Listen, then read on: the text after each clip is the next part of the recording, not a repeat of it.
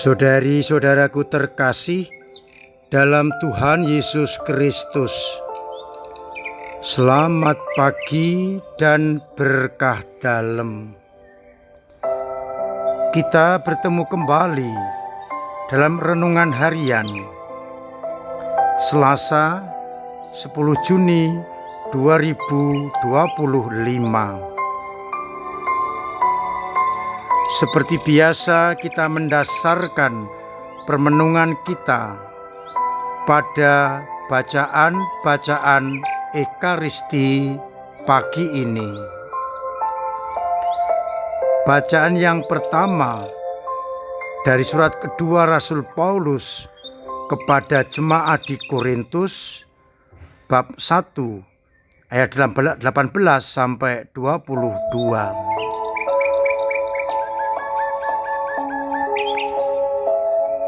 Berisi tentang ajaran Paulus dan penegasan kepada jemaat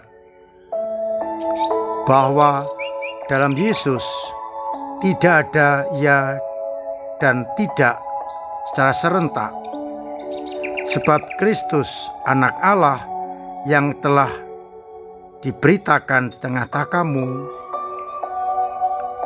adalah ya.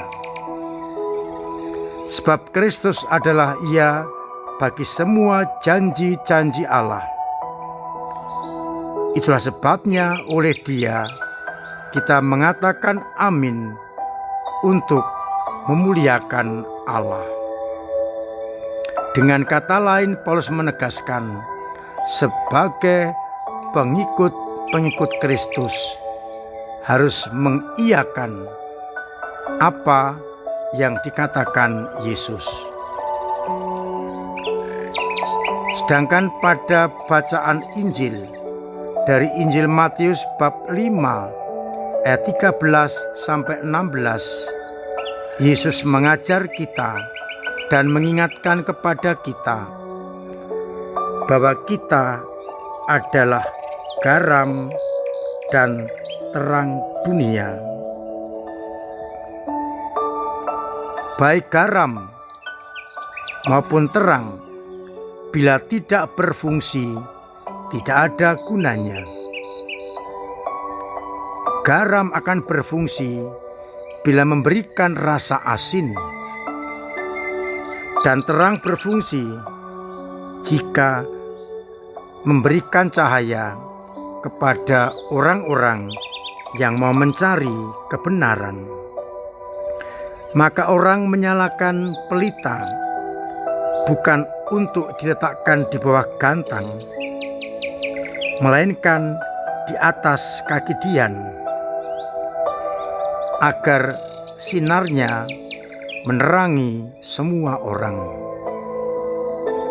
Maka umat diharapkan terus memancarkan terang bagi sesama dan hidupnya mewarnai dunia sebagai garam. Saudara-saudaraku terkasih, seringkali kita salah tangkap dengan teks Matius ini. Kita merasa seakan-akan diharapkan menjadi garam dan terang dunia. Tidak. Kita adalah garam dan terang dunia. Ketika kita menjadi pengikut Kristus dengan pembaptisan, maka kita menjadi garam dan terang dunia. Tugas kita adalah memaksimalkan martabat itu. Sebagai garam berfungsi untuk mengasini makanan, memberi warna rasa, sehingga ketika kita hadir seperti masakan yang diberi garam tidak hambar. Maka pengikut Kristus di tengah-tengah dunia hendaknya memberi rasa bagi dunia dan tidak hambar. Demikian pula kita sebagai pengikut Kristus harus menunjukkan jalan menuju kebenaran dan kehidupan. Fungsi terang adalah membuat semuanya bisa dilihat. Oleh karena itu, kita boleh bertanya pada pagi ini, sudahkah hidupku menjadi garam bagi dunia, bagi masyarakat, dan sudahkah hidupku menjadi terang bagi sesama yang ingin mencari kebenaran? Maka hendaknya hidup kita benar-benar seperti garam yang berfungsi untuk membuat masakan menjadi enak, lezat, dan menjadi terang yang sungguh membuat orang bisa berjalan dengan aman, selamat, karena tidak tersandung apapun juga berkat terang itu. Kembali pertanyaannya, sudahkah hidupku menjadi terang dan menjadi pemberi rasa bagi dunia? Bagaimana agar kita tetap berkualitas garam dan terang kita? Kita melihat bacaan yang pertama, bagaimana ditegaskan oleh Paulus sebagai anak-anak Allah yang berhadapan dengan pekerjaan dan karya Yesus, hanya ada satu jawaban, yakni ya. Kalau kita ya, berarti mengamini apa yang dibuat oleh Yesus, sehingga kita benar-benar akan mampu menggarami dunia dan menyinari dunia. Sudahkah aku selalu mengatakan ya atas sabda dan kehendak Allah yang tersampaikan dalam pribadi Yesus Kristus? Kita dihalang-halangi oleh kedagingan, oleh egoisme dan duniawi yang kadang-kadang kita masih menjawab tidak. Tetapi bagi pengikut Kristus seharusnya mengatakan ya atas karya-karya Allah lewat Yesus Kristus. Dan kemudian sebagai garam dan terang kita salurkan kepada sesama kita. Maka mudah-mudahan hari ini kita semakin sadar bahwa kita adalah garam dan terang dunia. Dan semoga dengan jawaban ya atas karya-karya Allah, garam kita berfungsi maksimal dan terang kita menerangi semua orang yang mencari kebenaran dan keselamatan, hingga akhirnya kita nanti bersama semua orang sampai kepada Bapa, karena terang menyinari jalan menuju kepada keselamatan. Sekali lagi mari kita bertanya, apakah aku sudah menjadi garam dan terang dunia seperti diharapkan oleh Yesus? Dan apakah aku selalu mengamini karya-karya Allah dengan mengatakan ya, sehingga karya itu kita wujud nyatakan di tengah masyarakat sebagai bentuk bahwa kita memaksimalkan garam dan terang itu. Tuhan memberkati kita sekalian. Amin. Marilah berdoa. Bapa yang penuh kasih, kami bersyukur karena sabdamu pagi ini mengingatkan kami akan jati diri kami dan tugas-tugas kami.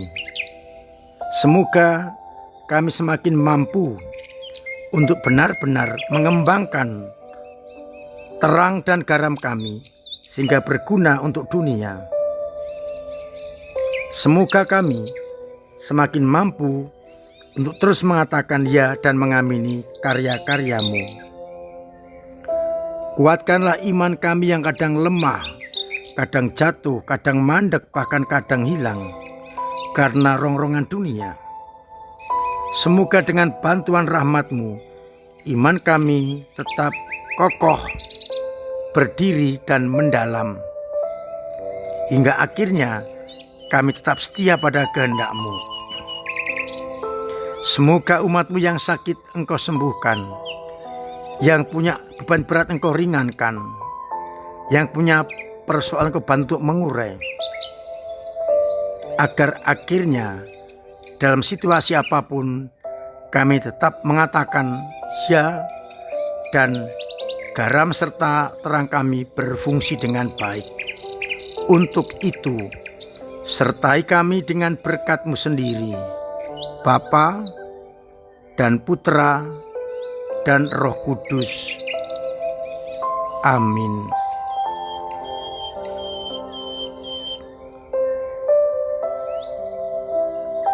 Saudara-saudaraku terkasih, tetap saya ajak dan saya ingatkan agar benar-benar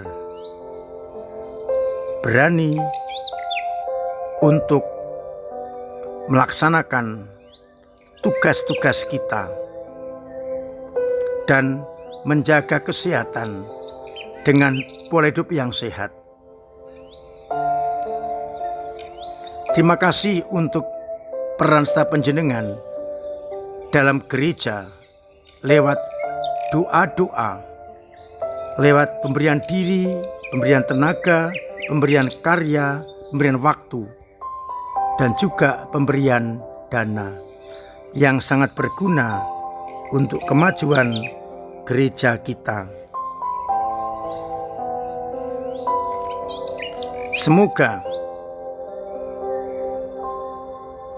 kita benar-benar mampu terus bekerja sama di dalam pelayanan gereja. Saya mengundang semua umat untuk ambil bagian di dalam penjaringan prodiakon baru. Saya berharap dengan sukarela umat mengajukan diri agar terjamin pelaksanaan ibadah di lingkungan dan juga persiapan untuk penjaringan anggota dewan yang baru. Mudah-mudahan banyak kaum muda yang terlibat dalam gereja ini. Saya berharap misal lingkungan, pertemuan-pertemuan, baik kelompok maupun personal lingkungan, semakin banyak melibatkan umat agar nampak bahwa gereja kita gereja yang hidup. Akhirnya saya mengucapkan selamat pagi, selamat merenungkan, salam sehat, Tuhan memberkati.